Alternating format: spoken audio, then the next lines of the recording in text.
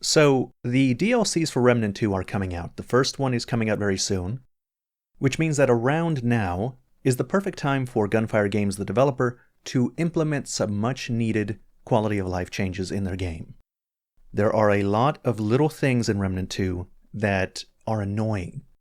None of those things are deal breakers, none of those things are so bad that you shouldn't buy the game if you're interested. And I myself am already devoted. I like this game a lot. I'm going to be playing and buying all of their DLC. But still, I think that these changes would make the game a lot better, and I think they should implement it in one of their DLCs or as a patch sometime before they're done with all their DLC updates. So let's get started. Number 1. This game needs a text chat. The ideal way to play is with a group of your friends that you know.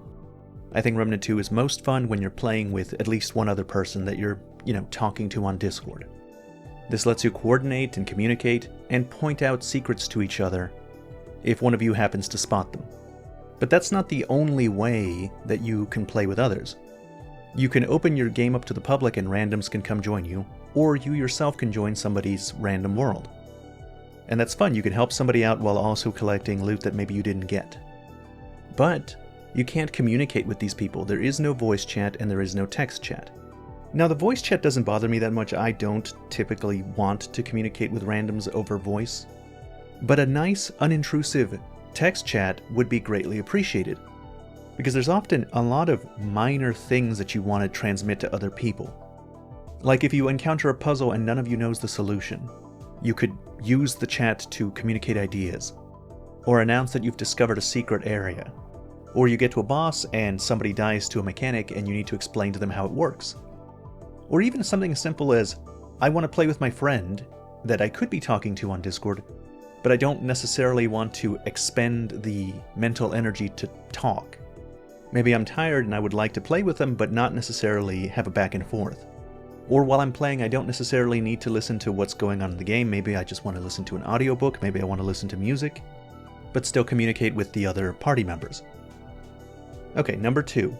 You have to give me a backpack skin for this game.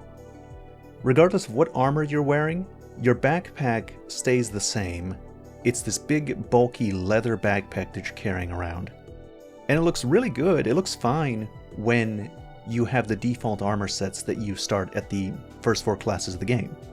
It looks fine when you're wearing the hunter set, or the gunslinger set, or the medic, or the handler. But at this point in the game, I am a cyborg ninja. And this backpack is clashing with my look. I'm trying to have some fashion here. So I would appreciate some skins for the backpacks. A high-tech one would be nice if you're wearing any kind of high-tech armor. Maybe one that looks more like it belongs in the Fey world. At least one for the 3 different environments that you go to.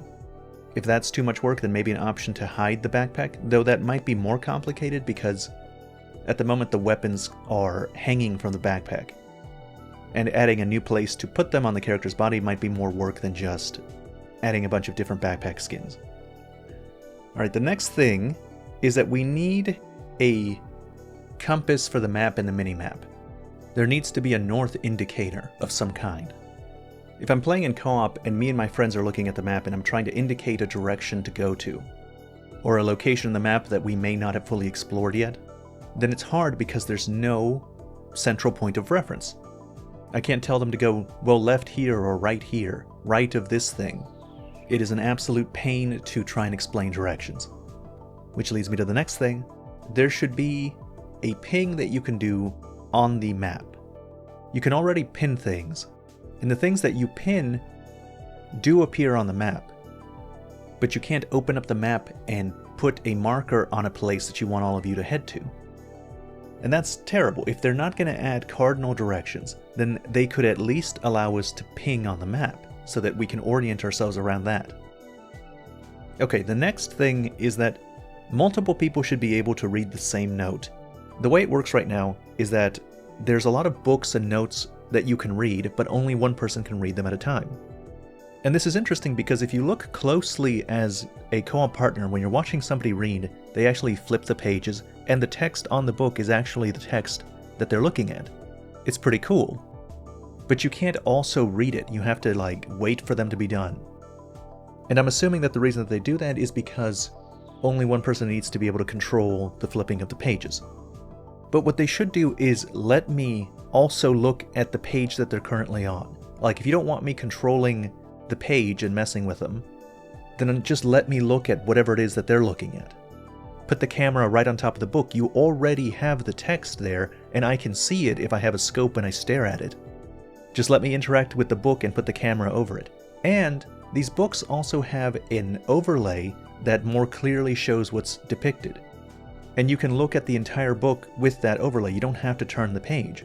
So as a co-op partner, you should let me access that overlay so I can read it at my own pace without messing with the, page turning.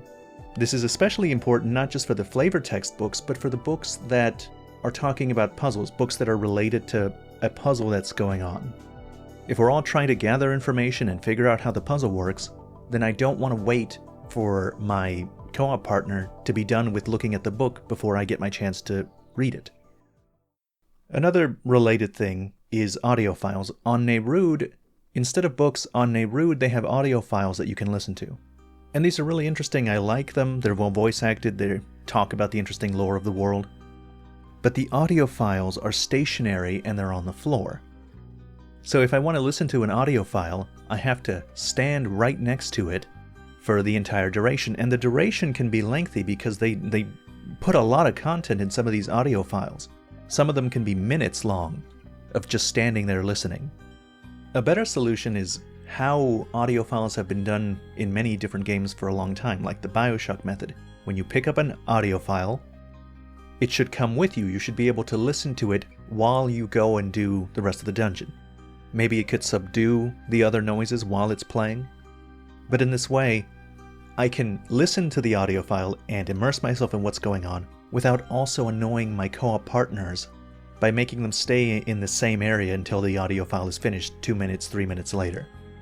I would also like a way to listen to these audio files without having to activate them on Nerude.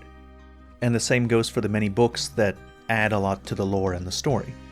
There should either be a codex on your menu that lets you listen to these audio files again once you've found them, or read the text of the books once you've seen them. Or if you want it to be a little more immersive about it, there should be a place on Ward 13 that becomes a library where you can go to and read the books again and listen to the audio files again. That gets more and more filled up the more of these things that you find. I would just like a way to enjoy the lore of the world and recap on the lore of the world if I'm trying to remember something. Okay, here's the last one. I don't understand why upgrading a weapon makes the enemies do more damage to you. The way it works right now is that you have a power level. Your power level is determined on how high your archetypes are upgraded and the max level of your weapons. And the game scales enemy health and damage based on your power level. So functionally, what this means is that when you upgrade your weapon, it also makes your enemies have more HP and do more damage to you. And that seems like a weird decision to me.